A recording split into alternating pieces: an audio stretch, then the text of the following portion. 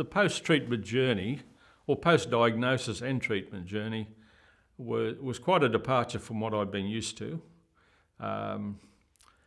Dealing with my emotions, how my family reacted to my emotions, and how my friends reacted was quite a bit to deal with.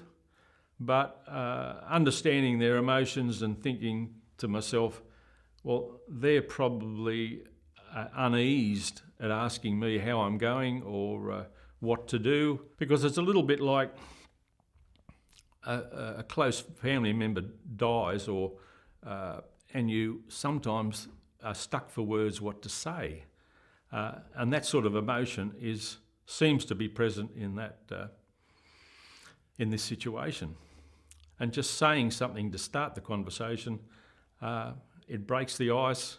They're at ease, you're at ease, and it all seems to be repaired. So our kids were a great support because we've got a very wide range in age. So the older kids were really good to be able to talk to, in which we explained to the kids what was going on and what was happening. And because we've got 6 boys, the chances of them with prostate cancer is a lot higher.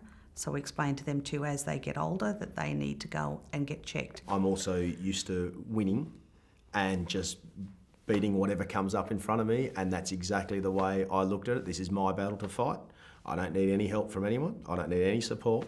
And it wasn't until a lot later down the track that I realised that not only did I need a lot of support from my beautiful wife, I needed support from counsellors as well. But I also needed to give plenty of support, because it's all very well for me. I've got it inside me. I've just got to get it out. But if something happened to me, we've got this one that's left behind, I've got to think about how I can comfort Magnificent Margot. Immediately after the diagnosis was that I went to the local prostate cancer support group, did the normal thing, introduced myself, gave them a very brief history of my story, sat through the whole meeting.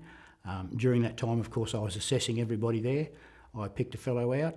At the end of the meeting, I just went up in front of him and said, "Mate, I'm so-and-so, about to go through this process. Would you mentor me?" And he did. He was fine. He was absolutely wonderful. Basically, looking back on it now, I was foolish. I kept it to myself.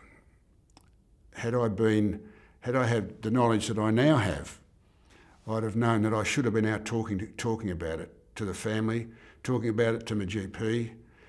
I did speak about it, of course, at the Prostate Cancer Support Group meeting, because everybody goes through that particular, and that was easy. But no, other than that, I tended to keep it to myself, and it's not something that I suggest other people do.